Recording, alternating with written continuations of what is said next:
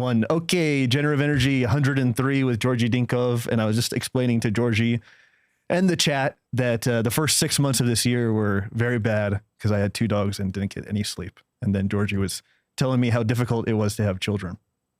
Correct? And a spouse and 2 jobs and customers who email you 24/7. Yeah, dude, I don't know. I honestly, the guy that gave me those dogs, if I knew what the cost would be, like, I don't know if I would have taken them. It would have been, I mean, so again, this is from a dog person who's never had any, not a dog person that has no experience. It was really challenging. They would bark all night. It was absolutely crazy, but nobody needs to shed a tear for me. Go ahead. They're quite delicious. I'm here from some Korean friends, so that's a shit ever hits the fan, really. That's and you have like some walking calories around. That's a bad stereotype, Georgi. We all know that Koreans don't eat dogs. No. Definitely not. I mean, I have a friend who in DC who basically travels back to Korea specifically for that purpose. Jesus Christ, I didn't know that. Okay, so how's Bulgaria? I guess about the same. I mean, it's just now everybody's on edge there. I think, as I said last time, because the war is hitting too close to home. You know, if anything grows, if the war expands in any way, it will probably be Romania and Bulgaria and Poland that will be like thrown in next. So the periphery of NATO, basically. And since we're just, you know, cannon fodder, several NATO high-ranking members have already said this off the record.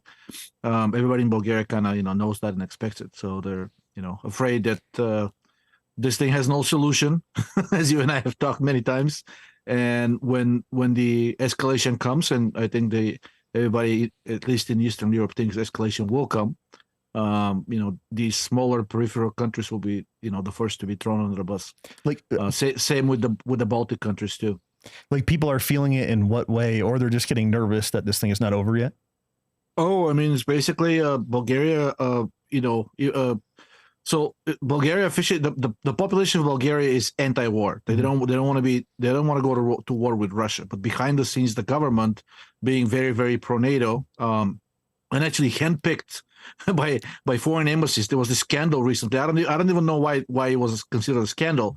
Well, basically, like, turned out that the elections in Bulgaria are completely fake. I think a lot of people realize the same thing is here, right? But it's just not as obvious. So in Bulgaria, basically, they had the prime minister go on the record, and I think he knew that he was being recorded, saying that there's no head of an intelligence agency in Bulgaria or any kind of a law enforcement agency or government official in general that does not get pre-approved by, you know, XYZ embassies. And those XYZ embassies were the US embassy, the UK embassy, and the German embassy. And basically, like, he kind of said on record, it's like, I don't even know why you bother voting. It just doesn't matter. We will put there whoever the powers that be want us to put there, and your vote doesn't matter. You know, it's completely pointless. Well, the good news is Gavin Newsom is not running for president, so he says. Did you see that article? Yeah, I saw that, but, you know, I'm not sure if this is good news or bad news. Can you imagine Kamala Harris getting elected? I would probably pack up and go like that very minute. I would love if that happened. That would just accelerate us towards Judgment Day. Exactly, some kind of a resolution, right? Yeah. Well, you sent me these articles, so and we're getting right back into the black pill. But WW3 doom porn, as they call it on Zero Hedge. Well, WW3 has already begun. Ukraine's security chief. You sent this to me, so I guess I mean, there's a common. I mean, that's what you would say, right? That it's already begun. Didn't you see the incident today? A Polish helicopter basically violated Belarus's airspace several times. No, I didn't see it. And then there was this Russian drone that basically they hit a target in Ukraine, and then some debris apparently landed in Romania. So first, Romania is a NATO member. Obviously, if something like that happens, it will be a grounds for activating Article 5. Mm-hmm. So Romania initially denied this. And then basically, I think it's funny. I think their politicians are also picked by specific embassies, because the president, after saying categorically that this is not actually even a drone, they don't know what this debris is from, Within 24 hours, he changed his story completely, went on TV and said, yes, definitely Russian, definitely a drone. And then, I think now they're starting to slowly, backtrack from that story. Bottom line is basically these are, obvious attempts at escalation. Forget what Ukraine's security chief is saying. It's just incidents like this that will probably lead to the actual, some kind of a false flag or an event that will be used as a official reason to get to activate Article 5. And by the way, they don't even need that. Remember the Gulf of Tonkin incident? Mm-hmm. It was completely fake. Mm-hmm. So, and that was 50 years ago? What's to prevent them from doing something like that? These days, with technology being much more advanced, it'll be much easier for them to fake an event like that. Yeah, they may even be able to create a hologram and make it really realistic and broadcast it all over the internet, and everybody will think, hey, that's the real deal. I also want that to happen. So speaking of something you can't fake, the situation we all find ourselves in with finances getting tighter. Well, yep. So, I mean, wasn't Ray completely right in 2020? He basically predicted all of this stuff that was going to happen. So we're 3 years in. The war seems to be intensifying. You called that maybe, was it 2021 or 2022? Markets seem down. What are your thoughts on that? I mean, whatever you see the market going up is complete speculation. It's still the printed money that's in the economy. That money has not been taken out of the economy. Contrary to what people think, inflation is not increasing prices. Inflation is the expansion of the money supply, and by that measure, which is the classic measure, we've basically had doubling, tripling the money supply. So that's your inflation. How long that it will take to trickle down and manifest into prices, it really depends on things like interest rate, or maybe if there's a war abroad and things like that. So that's probably what's kind of holding the inflation back so far. But this money has nowhere to go. And now with BRICS officially announcing their currency for internal transactions and dumping the dollar, these dollars have to go somewhere. So either the war has to expand. It's really very practical, even though it's completely psychopathic. Basically, in order for the empire to survive financially, this avalanche of fake money has to go somewhere. And the only place where it can go, where basically, it will prevent a hyperinflation from occurring, actually really two channels. One, cryptocurrency, and I think Bitcoin is a bit of all the other cryptocurrencies are a bit of a channel for that, relieving the kind of like a pressure valve on hyperinflation. And the second is war, but the second being really more important. So once the war in Ukraine turns out to be, unsalvageable in the way that the West wants it to be, I think we're going to either see some kind of an attack on Iran or, God forbid, Taiwan. And any of these, in Ukraine including, can very quickly turn into a hot global nuclear war. Mm-hmm, mm-hmm. So as far as the finances are, I mean, I don't know if you saw the article was on Bloomberg, which said that everybody thinks the market is having a rally. Actually, the market is down significant for the year, except for 2 or 3 stocks that have to do with AI. Mm-hmm. So it's really a classic example of hype. And now I think they caught the NVIDIA stock, which was kind of leading this entire rally. There are some suspicious transactions related to who exactly is buying that stock and kind of causing this fake rally. So it may turn out to be the plunge protection team again. Basically, they're creating a fake rally by buying up this stock. There's no healthy economic activity. There's another piece of news that came out, I think 2 days ago. DC was ranked as the least desirable city to move in or to live over the last 2 or 3 years. Just type it in Google. Type DC ranked least desirable to live. And that's a big downfall. It used to, just 5 years ago, just before the pandemic, it was ranked top 1 or 2 as the most desirable place to go to. So no matter what you're being told on the TV, how robust the economy is, everything is fine, and if DC is becoming the least desirable place to be, what does that tell you about the country and the economy in general? Yeah, things are most certainly not going well. I think I was reading I think that was posted on Zero Hedge, and somebody was saying that they were a trucker or something, and they wouldn't even go into DC or something because they said they'd get mugged or something. And the same with San Francisco, and then same with one other place that I can't, maybe Baltimore or something. So Tucker is a little zogged out, but Tucker warns of Trump assassination hot war with Russia. What if you, according to your fan fiction, what do you think would happen? I mean, is it unreasonable to say that 2024 is a likely year that some crazy shit will happen? Not likely. I mean, there's no way out. I mean, that's what I keep telling people. Is like I keep asking people, give me a scenario that ends the Ukraine war or just gets everything back to normal without this escalating into a war. You can't. Neither side can lose this war. Neither side. If Russia loses this war, obviously Russia will fall apart. They've already said that if they feel threatened, they will use nuclear weapons, right? So the moment they use nuclear weapons, even if only on the Ukraine territory, they will be considered grounds for basically, activating the entire NATO and attacking Russia full on. The West cannot lose this war. I think we know this, very well. NATO will collapse, and probably most of the Western countries. So one possible solution is Ukraine loses, basically the West kind of loses the war, but descends into full-on fascism, very hardcore, not very different from what we have right now, but basically all pretenses of democracy will disappear. Brutal censorship, jailing of political opponents, probably assassination, kind of like what happened in Latin America in the 70s and 80s under the military juntas. And then basically for, most normies, quote unquote, they won't know what actually happened. But I don't think even that will continue for too long, because simply the West cannot survive without the rest of the world, simply because the West doesn't produce anything anymore. And even if it descends into full-on dictatorship, it'll still be dependent on outside world. If the outside world doesn't want to trade with the West or do business with the West, then the West is doomed anyways. So basically the West cannot lose this war. And the only thing that I think the West can do is, the only substitute they can have is if they replace the Ukraine war with another war, a more global or like, potentially more remote in China. But China is a nuclear power. And you start attacking Taiwan or, a nuke or two land on China. I don't think China is going to hold back and, from like, I don't know, incinerating the western coast of the United States. And the nukes have long enough range to actually reach any city in the United States. So it doesn't really matter. And with China and Russia now allied militarily, you're basically looking at not taking on a single super nuclear power, but two of them.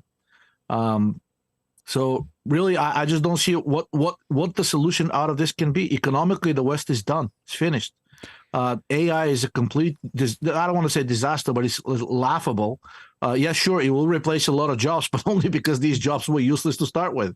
It's not really something that will generate, something that will give the West some kind of competitive advantage, and they'll, jump leaps and bounds above and beyond what China has.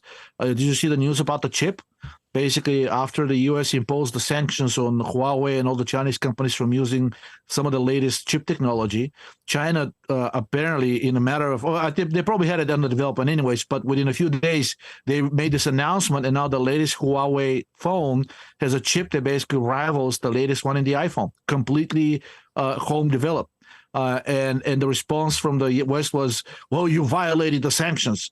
What sanctions? One Chinese company sold technologies to another Chinese company. What sanctions are they talking about? Well, that's unfair. That's unfair competition.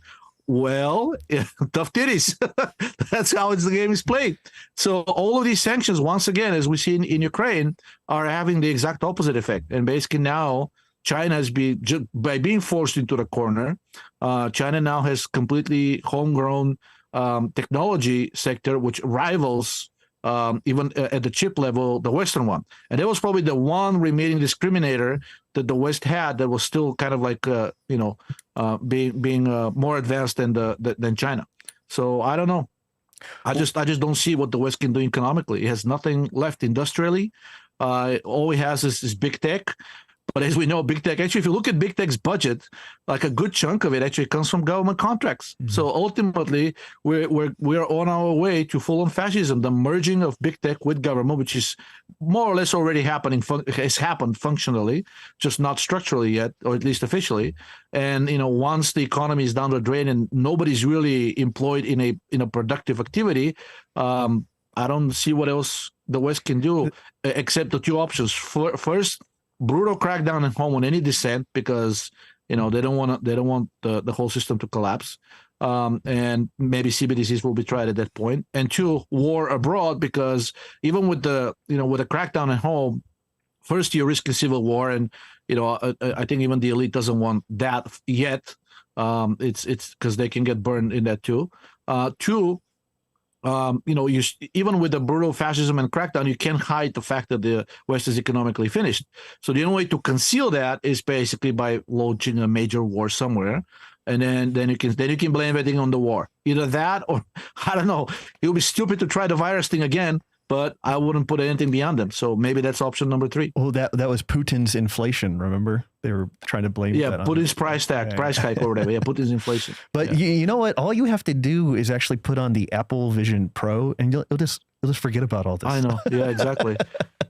or the Facebook, what is it? The Oculus or whatever that thing is called? Oculus Rift, I think. Did you see the commercial? It was so sad. Like a dad having this thing on and is surrounded by his children, and he wouldn't even take this off to greet the children. He'll just look at them through this ridiculous thing attached to his head. And I'm thinking, man, if that's the future, you don't even need to advertise it, because it's like nobody will voluntarily do that. But then I start thinking, long time on the forum, I think it was circa 2015. I forgot what it was, but it was something so utterly stupid that came out of the FDA that I thought the medical profession is done. The only way these people can continue making money is if they somehow mandate the consumption of medical services and products. And that's exactly what we had in this attempt in 2020. Well, I want to get to the stupidity of the medical profession, and you had a close interaction with somebody. Okay.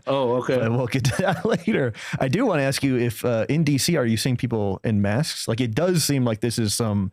Oh yeah, everywhere. It's not as much as obviously during the pandemic, but there are people out there, and they're, especially in the stores. But like they're wearing a few of them basically accosted me over me not wearing a mask. Oh wow! Recently? No, I mean other people are not wearing masks too, but I think I attract like a special kind of attention basically, because like I don't particularly like people like that with the masks running around. So I probably give them a bad look, and then they give me a bad look back, and then we have an exchange. That that happened to me too. But I was asking, since kind of they've been stoking the flame here of the new variants, because I went to Costco and probably, I don't know, the last few months I've seen no masks, and we just went maybe 2 days ago and there were lots of masks. And same increase, definitely increase in masks. I would say somewhere in between I would say late last year, when almost nobody was wearing a mask, and the peak of the pandemic being, the people with the most masks. Now we're kind of, halfway in between. Yeah, this guy kind of got us into this mess, and so it's cool. Trump. I mean, he kind of like allowed it to happen on his watch. Yeah, I think he's I mean, I guess like he thought that as a president he can have other people around the country. He'll just sit there and can give speeches. But Fauci and all the others that were around him, the deep state snakes, that's all they needed in order to mess things up. I don't know. And then I don't want to completely rob people of hope, but if Trump is tomorrow elected, what can he possibly do to change things overnight? I think the one thing that he can and probably will do that will be great is prevent complete annihilation of humanity by avoiding nuclear war, and that's huge. Obviously, nobody wants to die. He could sip the toxic waste out of the Ohio River. But as far as the economic situation, which I think is the underlying reason we are in this mess to start with, I don't see what Trump can do. I mean, there have been some attempts at reshoring, as they call it. Intel is building a big plant for chips in Arizona, and I think the TSMC, the Taiwanese company, is now building another plant, I think also in Arizona. But the problem is these are attempts at reshoring some of the high tech production in the United States. The problem is with the salaries in the United States, whatever you produce in these plants is not going to be price competitive. So I think that's why we're seeing a lot of this migration coming in through the border, because migration has always been, as we know, is basically slave labor. And people that will be willing to work for very small wages, provided that they're giving access to citizenship and like free medical care and whatnot, whatever the government does. But even if the government pays for it, this money has to come from somewhere. And now we're at the end of the ability to print more money, lest we run into a hyperinflation situation. If we run into a hyperinflation situation, then again, the West is economically done, and usually in a situation like that, wars break out. There was actually Marx, in my opinion, greatest prediction. He said there's this thing called the tendency of the marginal profit rate to decline. So he said that basically the competition and the prices do not go down because of competition, but actually the going down of prices is what causes the competition and ultimately wars, either domestic or international. So we're kind of seeing that here. Basically, the profitability is so low at this point in the Western world, and everything that could have possibly been outsourced has already been outsourced. That there's little that the West can do in terms of economic activity that can support its own population. So from a very pragmatic, though psychopathic point of view, yes, the governments basically took a look at their aging population, the majority of which is non-productive or at least not employed in productive activity, and said, we can't support you people. Sorry, plebs, we're going to kill you. And I know a lot of people don't want to hear that, but what do you do as a government, as a deep state employee? There's no ethics here. There's no morale. It's just pure pragmatics, pure numbers. They're saying we like to keep this country the way it is, but with the current budget and the current finances, because we gave all the money to the elite, there is not enough for the plebs. So plebs, you either accept drastically reduced standards of living, or they're not mutually exclusive. A good portion of you get killed. Well, yeah. If you were trying to transition people into a new system that they had to be fooled into enjoying, you'd probably just want to get rid of a significant amount of them to not have to deal with it. I just don't think they care anymore whether we enjoy it or not. They're feeling that a combination of desperation plus confidence that no matter what they shove down our throats, 2/3 of the people will say yes, give me more. Mm-hmm. So, and then these banks buying up tons of gold is just that's move. Another sign. I mean, basically, like don't read what the politicians are saying. Look at what the banks are doing. Yeah. And the Bank of China, I think a lot of the Western European central banks, a lot of them are buying up gold. I don't know if the Federal Reserve is buying gold, but well, I don't know. They claim they have a ton of it in Fort Knox, but every time Ron Paul wanted to do an audit of the Fed or an audit of Fort Knox, he got shot down by his colleagues, both Republicans and Democrats, which really shows you that's the uniparty. There's only one party there. And he never got around to getting this moving. Even though, remember, the Fed has never been audited. Nobody knows what's on the balance sheet of the Fed, where the money is coming from, where is it going? Is the Fed monetizing the debt, which is illegal, by the way, under the U.S. Constitution? Nobody knows because there's no audit. So you have an organization that is the only commitment that they have to the U.S. government is that I think the Fed chair is appointed by the president, but he has to be voted in, or she has to be voted in by the 12 regional Fed banks, right? The chairs of the Fed banks. So it's this organization that is not subject to any audit or control. They can do whatever they want. And by the way, they're owned, obviously, because the regional banks are owned by private banks. So, for example, the New York Fed, the five largest shareholders of that Fed are Bank of America, Goldman Sachs, JP Morgan, Citigroup, and I think used to be Lehman Brothers, but Lehman Brothers is no longer there. So when the New York Fed decides to print money and give it to the private banks, there is no control over it. And basically the question is like, so how does the New York Fed decide that it needs to print money? Well, shareholders still stupid. They say, hey, we're dying. We need more money. So this organization is supposed to regulate you, but you're owning it because you're a shareholder in the organization, decides to print money and give you money basically completely unaccountable and in fact secretly. I think there was that act, the Glass-Steagall Act, or the one that got passed in 2010 after the great financial recession, whatever it's called. So basically, the Fed has to publish the banks that have been in distress and have taken money from the Fed, but the law says there's a 2-year delay. So basically now we can get printouts, and they publish it in a very cryptic way, so you can't really decipher easily which banks are getting what and how bad their financial situation is. But there's this blog called Wall Street on Parade. If you go and check it out, they publish a lot of good stuff there. So now we're getting information that basically of what happened to the banks back in September of 2021. And if you look at the stuff that they've been publishing from October of 2019 to like mid 2020, basically all the Wall Street banks were insolvent again. And the only thing that saved them was the massive money printing, mostly by the New York Fed. And what spurred that decision? the shareholders, the banks still underwater, said, give us more money. But it's really strange. This money is being printed out of thin air and given to the banks completely risk-free and interest-free. And when they have to pay it back, and they rolled over again at the 0 rate, but that's not at the rate that you're getting loans, right? So that's how the banks make money. And really, there's no end to this charade. It's really a Ponzi scheme. There's no end to this as long as people are kept into the dark as how money is being created and what it's being used for. The Fed and its 12 regional banks are completely unaccountable to anybody in reality. Maybe on paper, but show me an audit of any of these banks, including the Federal Reserve itself, and then we can talk about it. That's the opinion of also the Wall Street on Parade people, and these are investment bankers who spent 40 years on Wall Street dealing precisely with shenanigans like this. Got it. Generative Energy might have its first sponsor ever, but I'll save that for later. Okay, I'm going to skip these Google censorship articles. We can talk about those another time. I do want to talk about this. And so shout out to Joey for telling me about this. I didn't even know it happened, but I love this exchange.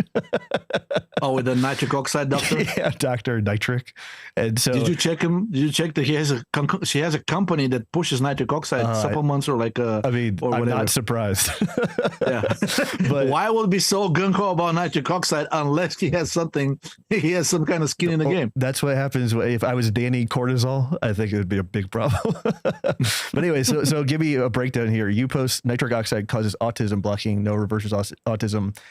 And the funny thing is somebody else engaged him, basically said, like, started providing information. I don't know why. Oh, he said there's a classic example of misrepresentation of data, right? Mm-hmm.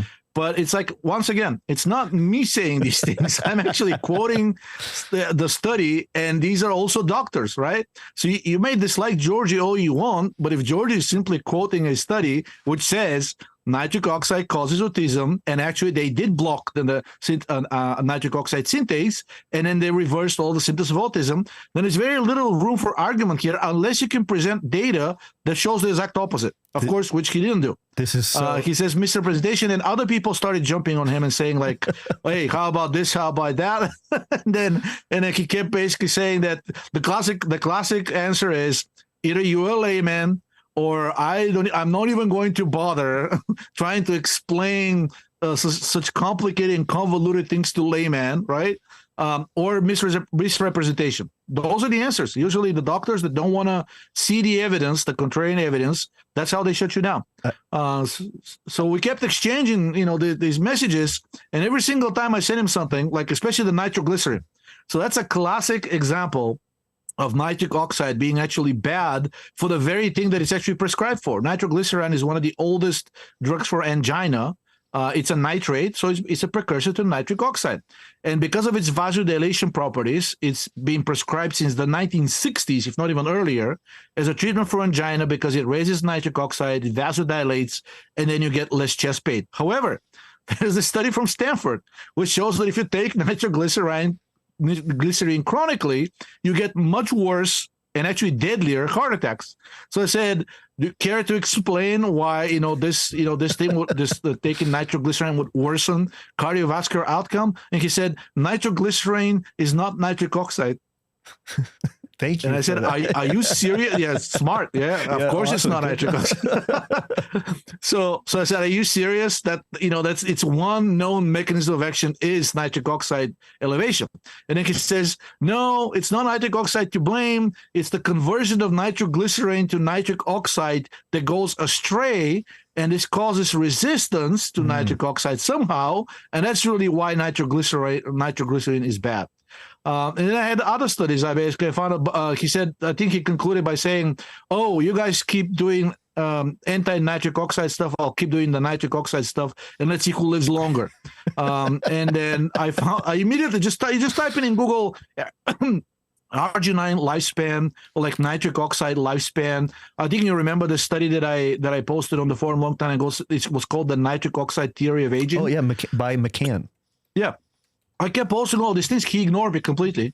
And then eventually somebody said on that thread, they took a picture of his head and said, like, judging by your foreline, I think we're going to outlive you or something. Well, it was, I highlighted it because of how typical it was. Like you really nailed it. Like each one of his responses was very predictable. And this was the I can't remember where it was. It's something like the greatest danger to knowledge is not ignorance, but rather an illusion of knowledge. Like that's how ironic. And I think the response to that, if you click on this, I think there's somebody guy said, "Well, wait to out yourself." It's the most ignorant example of his species, or something along those lines. This might be a bot or something. This is so bad.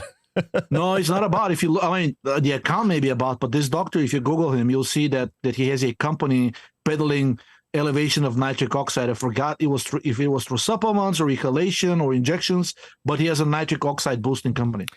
Well, speaking of the actual initial article, how does nitric oxide cause autism, and what? Oh yeah, I got some response about that too. They said, well, it's because it's vasodilation, and if you vasodilate too much, you can basically, what did they say? They can create like a shock type of situation in the brain, which is true.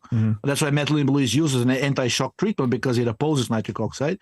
However, the mechanism of action that they found was actually that nitric oxide, even in slightly supraphysiological doses, was toxic, very, very toxic to the brain cells. And decrease the synthesis, basically decrease protein synthesis in the brain. So it really means that if you get brain cells dying, I know medicine doesn't want to admit that the brain cells can be renewed, but they can, unless you have something toxic like nitric oxide. And unfortunately, they didn't talk about its anti-metabolic effect. But if you look at the proteins whose synthesis nitric oxide inhibits, they all depend on cytochrome C oxidase. And we know that nitric oxide can bind with cytochrome C oxidase and can form a covalent bond, which means it deactivates it permanently, unless you either knock it out of there or new cytochrome C oxidase is synthesized. The latter process being very slow. So what can knock it out of there? Methylene blue, magnesium, and zinc are three that are known to do it. So in other words, the study kind of confirmed that nitric oxide's anti-metabolic effects are very, very toxic to the brain, which is not surprising, as we know that the brain is the most sensitive to energetic disturbances, since it consumes about 40% of your calories. But so it was a direct nitric oxide effect. It wasn't due to its vasodilation effects or any of the other ones that are being ascribed to it. We're getting a little hiccups in the stream, but yeah, I mean, no, you're fine. So I apologize, but we'll just have to go through it. And this is recorded, so we can always upload it later. But yeah, and in that McCann paper, which we've probably talked about dozens of times, he basically, there isn't any part of the stress system that nitric oxide does not intensify, from the production of prostaglandins to the activation of CRH to the activation of ACTH, activation of the adrenals. Like, it just seems like, I don't know what research these people are reading, but you have to be really ignorant to how you have to be really focused on like health outcomes or like that kind of fraudulent type of scientific thinking, and not think about how it's interacting in the body. I think it's but that's exactly what they do. Medicine is specialized, right? They're reductionists. So once they latch onto the idea that nitric oxide is vasodilatory, which it is, and then that any kind of ischemia problem is due to like insufficient vasodilation or blocked artery, right? Then he's saying, I don't care about anything else. If nitric oxide vasodilates and if constricted arteries are the problem, then this means nitric oxide solves the problem. The hell with all of you. Yeah. So what would a more appropriate thing do you think would be, like carbogen or CO2, something like that? CO2, yeah. CO2 is, I mean, nitric oxide is the emergency vasodilator, two roles, emergency vasodilator, if you don't have enough carbon dioxide, and two, it's the main first line defense against exogenous pathogens, even endogenous ones too. Any kind of a bacteria, virus, or fungi gets into your bloodstream, inos immediately gets activated to basically produce nitric oxide, which is it's the reactive nitrogen species, which is much more toxic than reactive oxygen species, and that's what the body synthesizes in order to kill these invading pathogens. But it's just as because since they're living things too, except for the virus, just as it's toxic to the fungi and the bacteria, it's also toxic to your normal cells as well. Got it. Yeah, guys, I know it's hiccuping. We'll just have to push through it. I can't change the bitrate on the fly. Okay, we'll have to go to the next article here. Or do you want to talk about the brain making steroids? Because I actually thought that was pretty interesting. Yeah, so basically for a long time, it's been known that the things like pregnenolone, progesterone, and in some cases estrogen, if you have a pathological, neurological condition, the concentrations of these is much higher in the brain. And for a very long time, medicine said the only steroidogenic organs are the gonads and the skin. Anything else, like there's really no evidence for that. And they justified it by saying that by looking for the side chain cleavage enzyme in different organs, and they said it's not there. So you can have the production of all of these steroids locally, unless you have the first step, which is necessary to convert cholesterol into pregnenolone.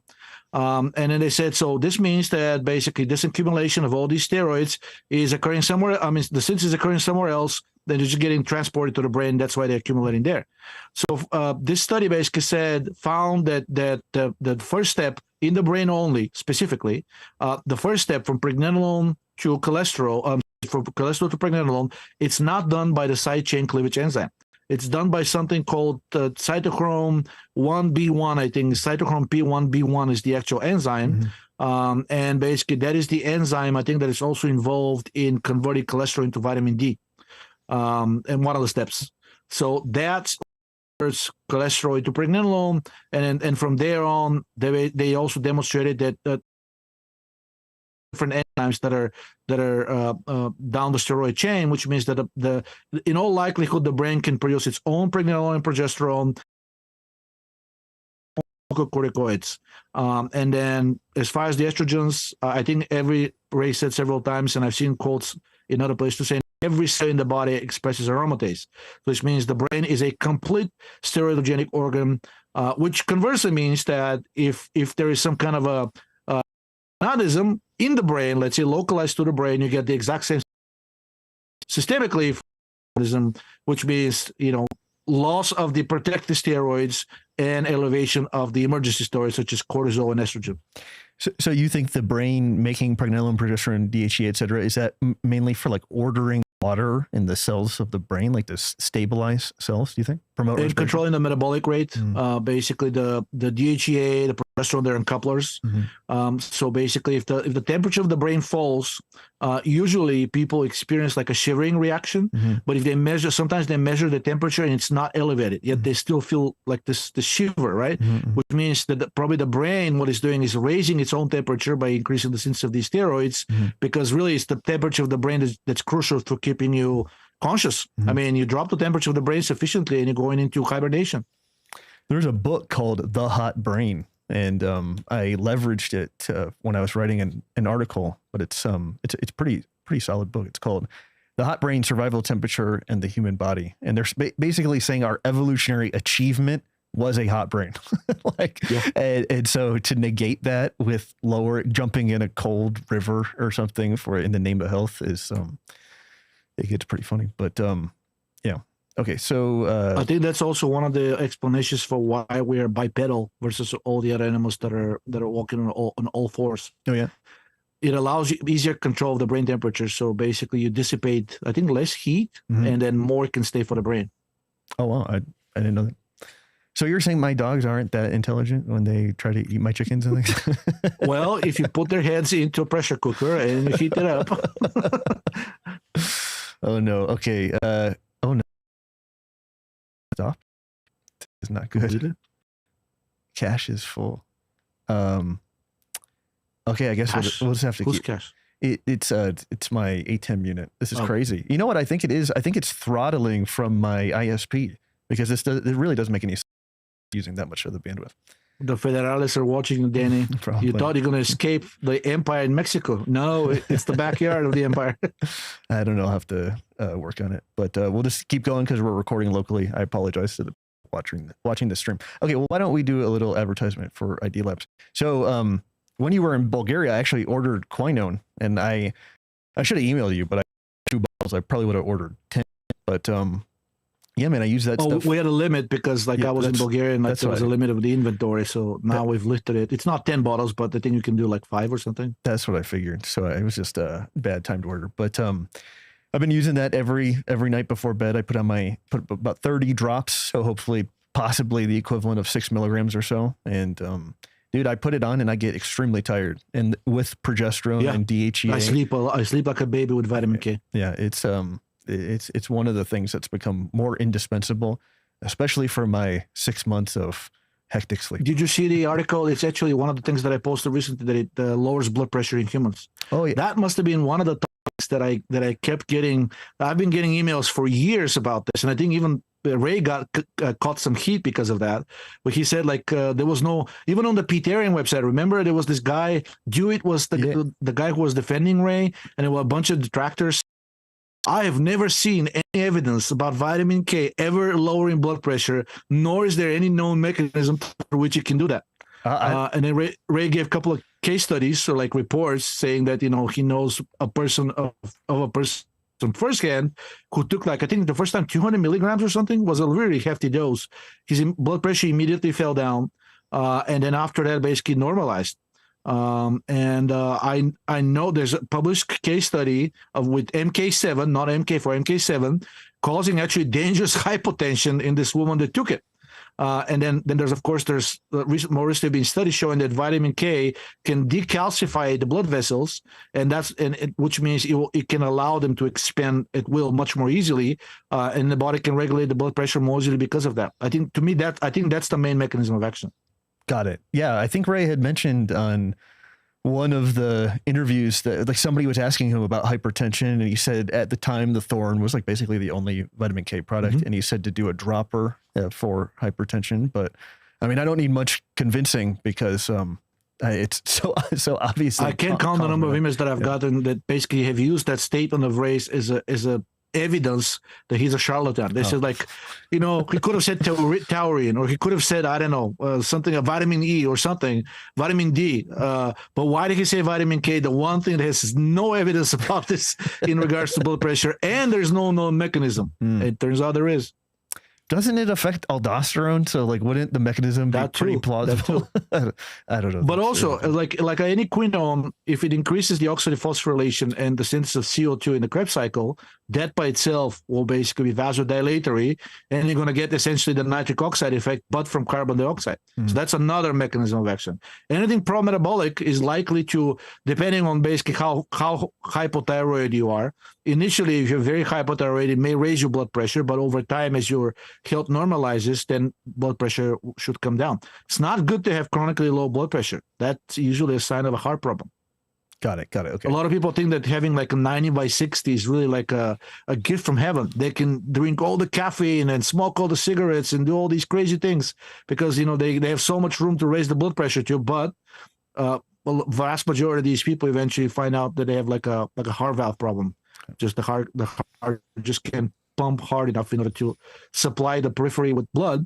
And in people like that, they usually have problems with peripheral neuropathy and sometimes even gangrene because they're in a state of like a semi-shock.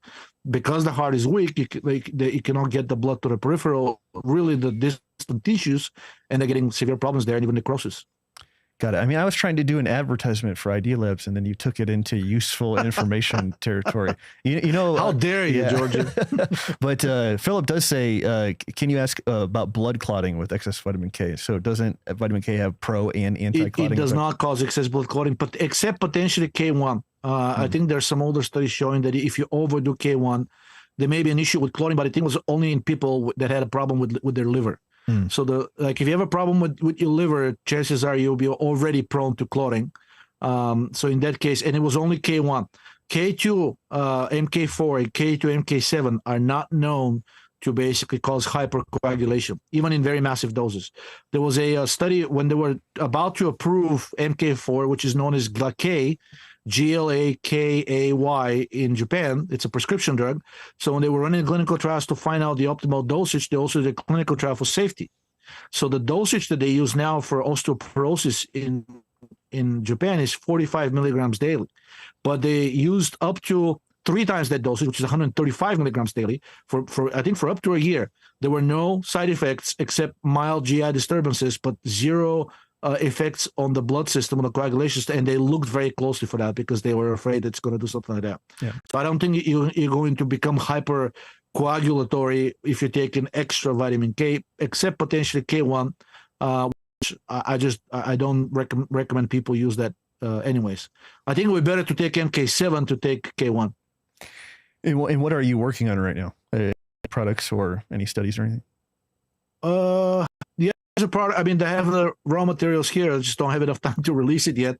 It turns out that the odd chain saturated fatty acids are really, really beneficial. Specifically, the odd chain ones. The even chain are good too, but the odd chain fatty acids, especially the ones with 15 carbon chain length and 17, in other words, pentadecanoic acid and heptadecanoic acid, are really, really beneficial. And in fact, there's a company out of San Diego that's selling the pentadecanoic. If you go to Google and type 15, FATI15.com, there's a company that sells that, just that fatty acid, and they've done a lot of research on the fact that this fatty acid is extremely metabolic. Somehow repairs damaged mitochondria, basically raises your metabolic rate. It has a very strong anti-inflammatory effect. It has a very strong pro-cognitive effect. They've sponsored a bunch of studies with it, but it's not all sponsored studies. They're actually basing their research. The reason for launch the company, they cite some older research showing that the pentadecanoic acid, in general, the all-chain fatty acid, saturated fatty acids, raise the levels of ATP in the body, and it's because of their effect on mitochondria. Now, the heptadecanoic acid, by the way, both of these fatty acids are found almost exclusively in dairy. Yet another reason to eat dairy. And in fact, the highest amounts are found in ice cream and cheese, which probably explains there's a recent on the forum showing that there's some kind of a magic or mystery to ice cream, and that's how the article was titled, protects from diabetes, heart disease, cancer, and all these things, and they couldn't figure out what it was. I suspect that the presence of these two odd-chain fatty acids there is the reason.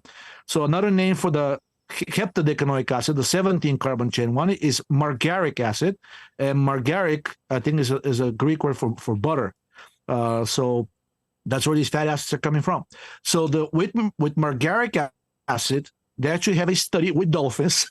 I don't know why they did dolphins, where they showed complete reversal of type 2 diabetes. If you open up a browser and type margaric acid diabetes, you'll see there's a very interesting article about dolphins with it. And really, like, relatively low doses, because it's found in trace amounts in dairy, so you got to eat a ton of dairy to get them. But a product that when I get to 100 milligrams of each, and that's the dosage of which at which they're selling that company Fatty Acid 15, the dosage which they're selling the 15 carbon one. But my product will have both the 15 and the 17 one, and probably dissolved in just olive oil or MCT, depending on what people prefer. And I'm still on the fence whether I should add to Corfol or not. Because I want people to be able to see the direct effect of the fatty acids. But if I add the Corfol, first of all, it's going to make the product last longer, and second, it will further improve the absorption of these fatty acids through the lymphatic system, which is what we really want. So there may be some tocopherol, but the main active ingredient will be these two fatty acids. Got it. Nice. Interesting. Cool, man. I don't understand how you keep creating these novel products. You don't want to live in my head. It's a chaotic mess there. Cool, brother. Okay, I do coaching on patreon.com/Danny Roddy, and it's since it's the beginning of September, I've opened up new spots. I'm also doing group coaching, and I really had no clue how this was going to go, but it's so much fun. So if you don't talk to me for 45 minutes and you just want to, possibly bounce ideas off somebody, and you think I could be valuable, then this might be good. And also the really cool thing about this is there's a lot of people from like similar places here, and then I'll sit back and then they'll bounce questions off each other, like, where do you get aspirin? Oh, it's like at this Boots or something like that. So it's really, and there's just zero shenanigans. It's like 20 people all on the same page, no shenanigans. And it's I don't know, I didn't know what to expect, and it's been really cool. You've actually recreated how originally group therapy was supposed to work. Now it's descended into complete. I don't think anybody should or single therapy for that matter, but I think that's how it originally was. It was very non-committal, non-official gathering where people simply were, encouraged to feel human again. Didn't Ray say something about this? It's like he used to like the whole idea of like counseling, but only if you can form a bond with the actual counselor. And then around like the mid to late 70s, they started discouraging that and actually actively training the counselor not to care. And then he thought at that point it became that's pathological. You just sit there with somebody who actually probably actively hates your guts, or at the very least thinks of like to get rid of you in the quickest possible manner with the least amount of time spent on you. But originally, that's how it was. Basically, you bond with a doctor or the counselor, and that's therapeutic. And therapeutic for the doctor as well. Remember that study on the forum that I posted showing that the placebo effect is real, and it depends. It's based on dopamine and the feeling of rapport and bonding with the doctor or whoever is basically administering the drug. If there is no such thing, the placebo effect disappears. Yeah, I think he would often reference Carl Rogers, and Carl Rogers, his like approach was less of not a top-down approach of like, oh, well, you should do this. And, it was more important what person has the disease than what disease the person has, right? Yeah. What type of person the disease? Yeah, exactly. Yeah. Okay. What I didn't do my homework and I didn't check. Like, which were the articles that dissolved in vitamin E, preferentially targets the brain. I mean, again, another great vindication for Ray. Basically, that there's some kind of a toxic oligonucleotides for healing the injuries of stroke. But then they discover by accident that if they bind these molecules that they think are beneficial for the brain, if they actually mix them with specifically alpha tocopherol.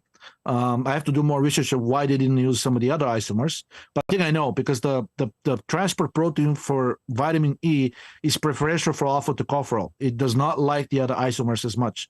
I think that's why they're excreted in higher amounts when you take mixed tocopherols, simply because the body preferentially absorbs the alpha isomer, even if you take a mixture of isomers.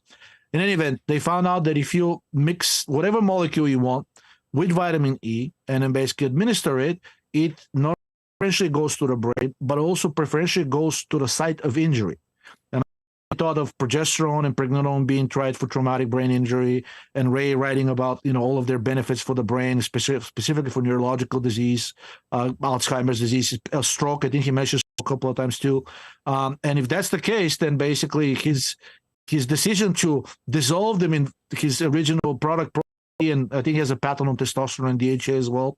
In other words, any steroid you dissolve in vitamin E, the study at least implies that if you take orally or however, basically, if it gets into the bloodstream in one way or another, it will preferentially go to the brain and also preferentially affect sites of injury. So when you dissolve these things in vitamin E, to achieve much stronger effect with much lower dosage, which is really the holy grail pharmacologists in my post, is that basically specificity for effect and basically minimizing the dosage, which minimizes the risk of side effects. Apparently, vitamin E does that when it comes to the brain. So it's and vitamin E itself is very therapeutic for the brain. So really a genius product there, Progest E. 30 to 40 years before the study came out, Ray already that if you mix things with vitamin E, you're basically targeting the brain and specifically the aging parts of the brain. Well, isn't that because it's picked up in the microns? Like the absorption is way better, right? Yeah, but just because it gets picked up to the chylomicrons, then it travels and it gets released by thoracic duct, which is behind your sternum, and gets released into the bloodstream. But once you know bloodstream, basically there's nothing that it's a mystery. Basically, there's no reason for it to go to the brain and also target the site of injury in the brain. Yet with vitamin E, it does. So you see, when you release the systemic circulation, it should go everywhere, right? And it does, but it somehow seems to preferentially go up the brain, even though that thoracic duct dumps general circulation. It's not something that goes only into the brain. Is that explainable? Is it some magnetic event or something, or what do you think? I mean, it's a very lipophilic molecule, and the brain has preference for those molecules. What I remember a study that I posted a couple of months ago, it was recent, showing that 3-beta-hydroxysteroids, specifically pregnenolone and cholesterol, basically have the highest accumulation inside of the cell. And they tested, I think, 20 different cell types, and the ones that were brain cells accumulated these molecules at the highest rate.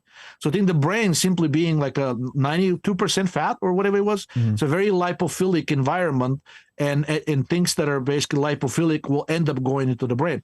That's kind of known indirectly from the studies with pesticides and other things that are or hormones or things that are given to the animals or to the plants, that if they're lipophilic, they're usually much more toxic to the brain than they're to the rest of the organs. They're going to damage the other organs too, but if you're using something on the plant or the animal and it stays in the animal and then you consume it, the more lipophilic it is, the more it's going to affect the brain. Got it. That's really interesting. I didn't know that.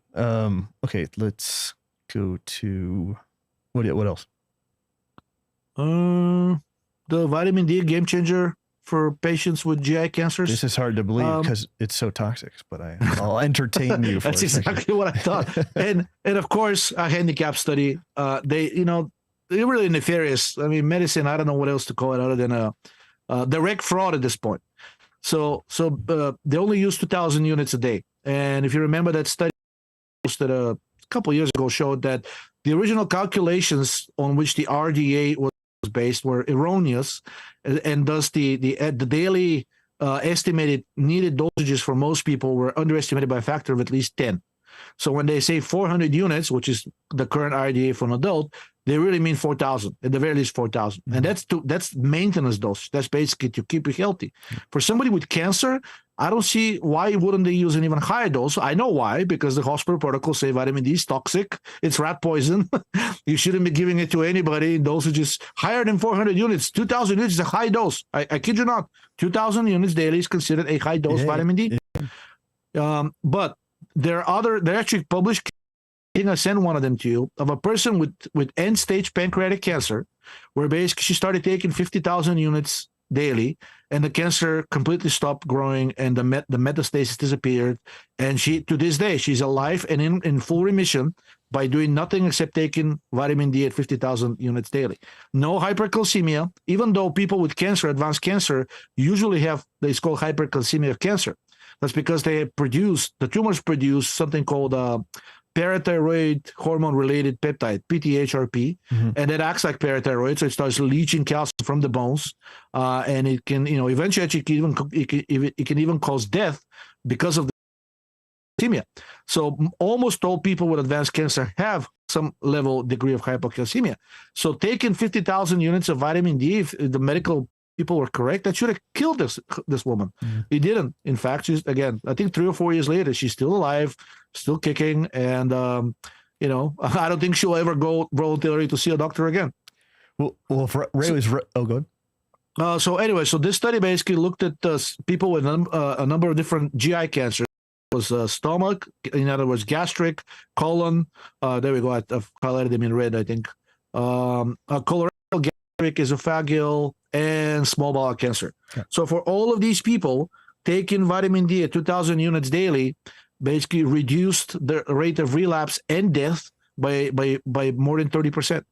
I don't know of any drug that's currently approved or even development that has such blockbuster. And I think that's why even though the study was done by doctors, it was deliberately handicapped, and we know that they hate vitamin D. Even they couldn't hold back their enthusiasm, and they had to say that vitamin D is a game changer for GI cancers, because it is. Nothing else that's currently available or planned or in development is known to have such an effect, to reduce the death rate of cancer by at any stage. So which means some of these people are already terminal. So it reduces the rate.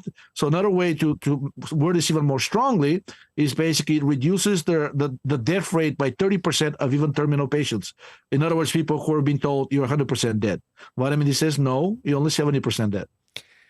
Well, in one of our last chats with Ray, he said that parathyroid hormone was it was the strongest promoter of lactic acid production. So I mean, that would provide a plausible mechanism. If vitamin D was suppressing PTH, that would be like the cancer hormone, basically. Yeah, and the other thing is because these people have hypercalcemia, as Ray wrote in one of his articles, the calcium paradox.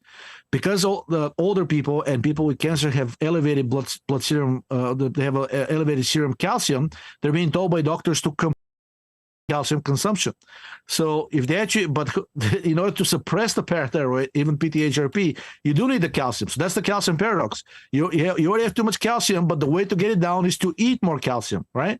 So if the study only looked at taking vitamin D, if they had combined it with just a little bit, like 500 milligrams daily, I think we would have seen a much stronger result.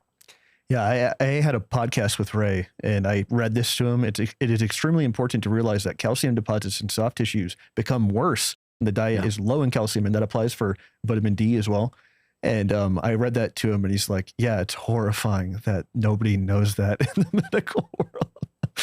Well, actually they do, but they call it the calcium paradox. So they're saying like these people, we know these people are low on calcium because we tell them to eat low calcium.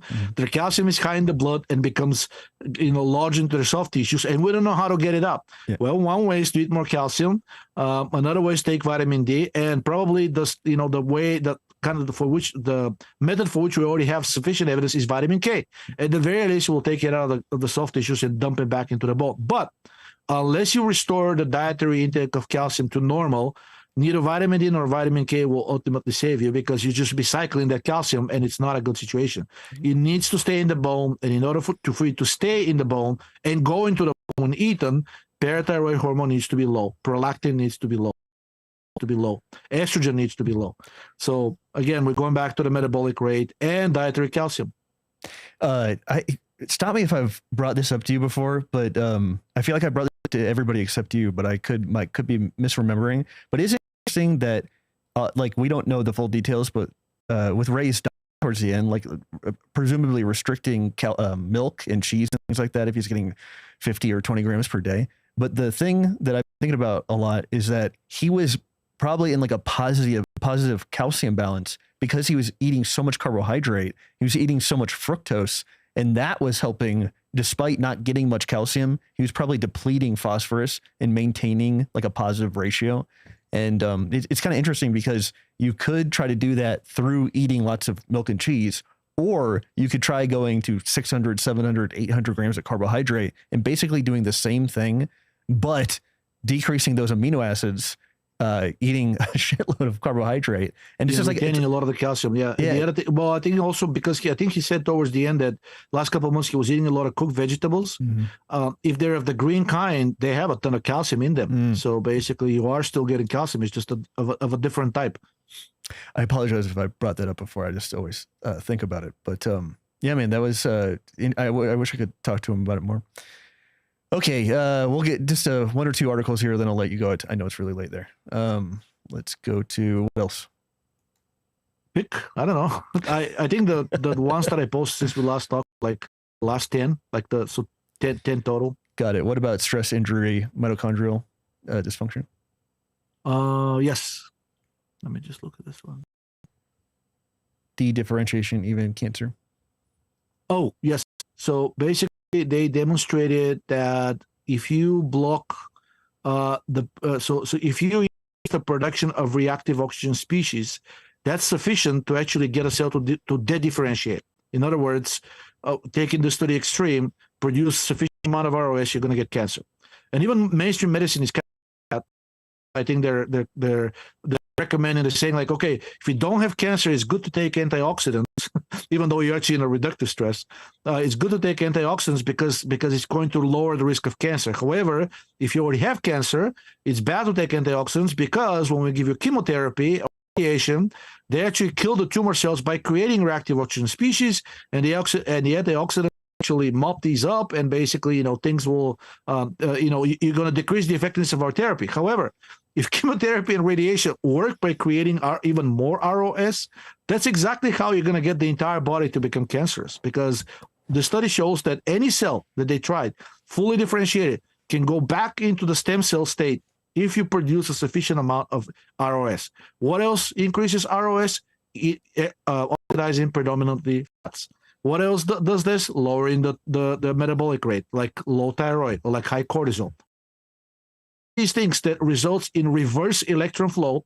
The myth here is that you're producing ROS when mitochondria is functioning properly. High metabolic rate equals high ROS. Yeah. Complete crap. In fact, even the Wikipedia page says that 0.5% only of the ROS used through forward electron flow. The vast majority, 99.5, even 99.7, I think was the other that I saw, is produced when there's reverse electron flow. When does this happen? When there's a blockage at one of the electron transport chain complexes due to insufficient, like basically redox ratio of NAD to the NADH being reduction, or FAD towards FADH shifted towards reduction. And the latter one you get when you're oxidizing too much fatty acids. The first one, actually, you're getting also lowered through the Rendell cycle, and even the Wikipedia page says that. So if you oxidize primarily fats, you will be basically stuck in reverse electron transfer flow for at least portion of those electrons that are coming from food, which means a lot of ROS. And even the keto community, actually, is now saying, yes, we're producing a lot of ROS because we oxidize fat. However, that's a good thing because it's a hormetic effect, and basically it keeps us healthy and keeps the immune system going and whatnot. Not so much here. This study says that all that it takes for the de-differentiation of cells is to simply increase the ROS production up to a certain level. Conversely, if you decrease the ROS, the cells miraculously differentiate back into the cell that they started with, which means there is no such thing as a cancer cell. There is no such thing as a evil mutation that turned the cancer cell into a cancer cell and you have to kill it. All you have to do is de-stress the cell. To quote Ray, he said, I don't know why people say they're cancer cells. All can only do what the environment allows them to do. And in this case, it's the ROS that's basically, among other factors, I'm not saying it's the only factor, but the reactive oxygen species are a major factor in dead differentiation. Limiting them is a major factor in redifferentiation. And basically, because ROS are associated with low metabolic rate or eating a bunch of different or being exposed to metabolic inhibitors, it kind of validates Otto Warburg's initial statement that anything that interferes with the usage of oxygen will ultimately lead to disease, and he thought specifically cancer. But I think to any disease, as we now know, they're all metabolic. Wait, I thought Otto Warburg said that sugar causes cancer. No, he didn't. Oh, I thought that was... No, he didn't. That's how it's being quoted, but he never said that. Yeah, but you're saying that, so protein, carbohydrate, and fat are reduced down to electrons. They're passed through the cell. The NAD to NADH ratio is reflective of how many electrons are being passed to oxygen. And then oxygen is not around, for example, for something like low carbon dioxide, you experience free radical damage or reactive oxygen species. And then those are a signal to the cell to de-differentiate and revert back to cellular division. Yeah, to cellular division and growth, because if the energy that's produced is insufficient for the differentiation, it becoming a highly complex, specialized organism, which is what we are, then we're going back to being an amoeba colony. And if you remember that study, I think it was very early that I posted on the forum back in 2014. Those who've been studying cancer for, I think, his entire career, he said, we've been thinking of cancer wrong.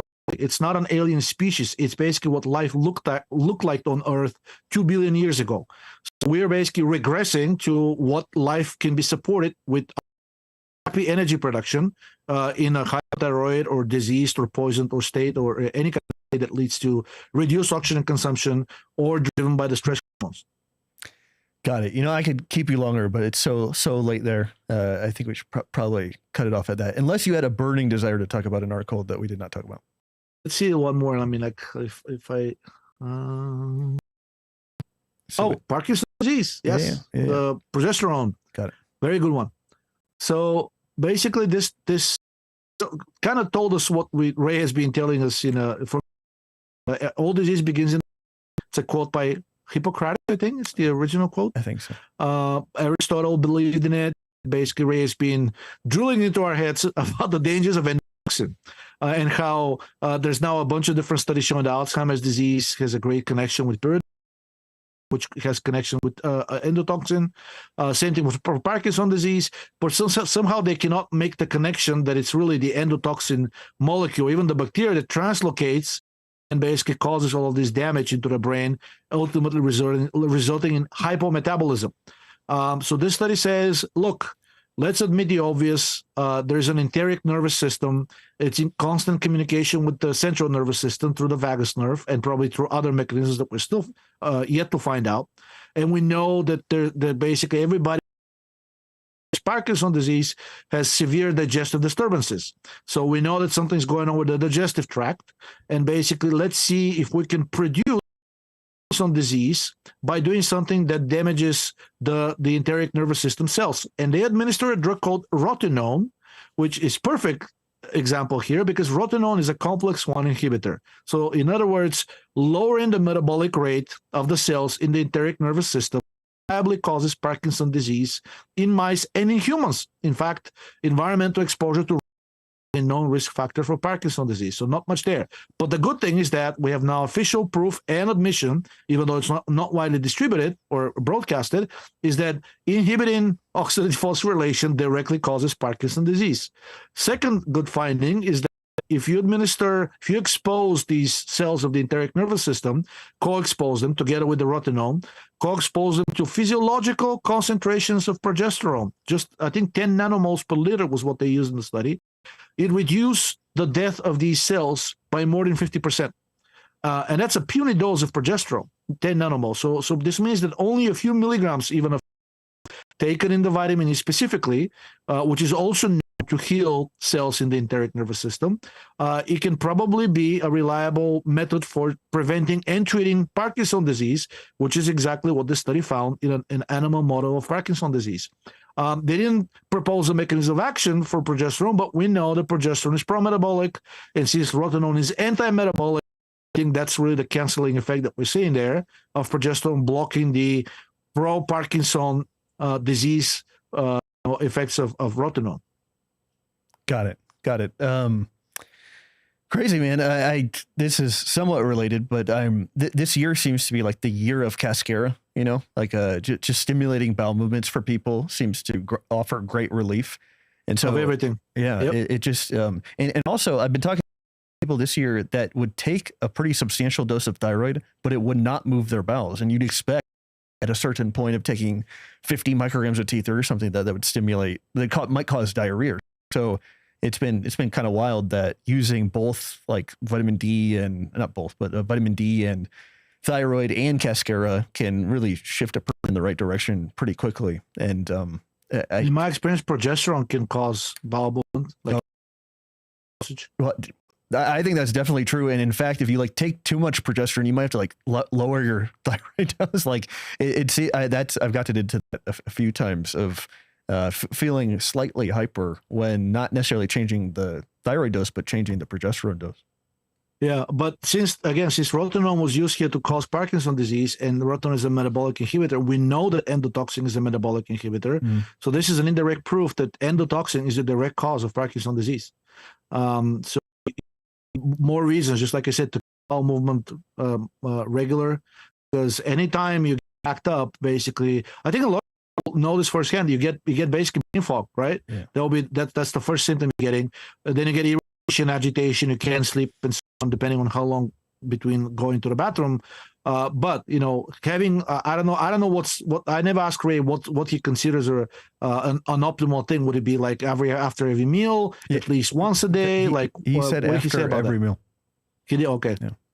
Like I would assume like 3 times per day at least. Yeah. There was what was that quote? I think you had it on your website. When a Turk bowels don't move after every meal, the Turk consults a doctor. It was posted on the forum. I thought that was pretty funny. Okay, hey Peggy, thanks Philip. They donated to the show. Appreciate you guys. Okay, let's closing thoughts, Georgi. Not much. I think strap up, get your popcorn, and get ready. Either the popcorn will pop or we will, depending on if the nuke flies or not. What do you have any big interviews coming up or anything on the horizon? I have one with Dr. Mercola this coming Monday. Dude, a lot of people are like, oh, I saw Georgi on Mercola and now I'm talking to you. And so I appreciate both you guys. Yeah. And then there's another doctor who contacted me, and I don't know if we're going to do an interview, but he wants to talk to me on the phone. Is it Dr. Nitric? No, not this one. No, I don't think I'll pick up the phone for this guy. Actually, who knows? He may be a pleasant fellow. You know, this guy has a family to feed. What was that quote? A man, like it's very hard to get a man to understand something if his job depends on not understanding it. Yeah. By the way, I'd love to have that guy on the show. He can call in and talk to you. That'd be fine. And what about James Gatz, Danny? He's been hounding you and trying to get on the show for like months. I wish him the absolute best with all his endeavors. He's a very unique individual, and I wish him the absolute best. But I'm part of the Rockefeller apparatus because I was signed to Island Def Jam. That was something he pointed out. So I don't have ground to stand on here. Anyways, so speaking of, I mean, we did what was your response to the Grimhood possible debate? Did you see that at all? Oh, yeah, I saw it. I mean, like, I don't have a problem with it. I just, if it's going to be just like for shits and giggles and to get people riled up, I'm less inclined to do it. I don't think that was the vibe of it, but I don't know if he'd want to do it. So Grim, if you're watching this, we'd like to do a respectful discussion, and I think it would be valuable because he's a thought leader on Twitter, and obviously people respect Georgi, and I think that'd be fun, but not looking to get nasty or anything. But it would just be a lark. It'd be something fun to do in the end of the world. If I understand correctly, he's pro-magnesium. So there's some overlap with the bioenergetic idea, but some people posted on Twitter that he's like pro-serotonin or something. Yeah, I think those are some of the major disagreements. But yeah, I mean, it sounds like it's going to be a good discussion. I'm not looking to get into a fight. I know what I know. He knows what he knows. Hopefully we can clarify a few discrepancies. Got it. Hey, Georgi, thank you so much. Really appreciate you staying late, doing the show. Appreciate you so much. 103 episodes. That's crazy. So wow. idealabsdc.com and then idealabsdc.com/lab for the other ones. And yeah, absolutely fantastic. Patreon.com/DannyRoddy. And we'll see you guys soon. And thank you so much for watching. Sorry about the lagging. I'm literally mystified. I don't know what's going on. This doesn't make any sense. Okay, guys. See you guys soon. Peace out. Take care. Bye-bye.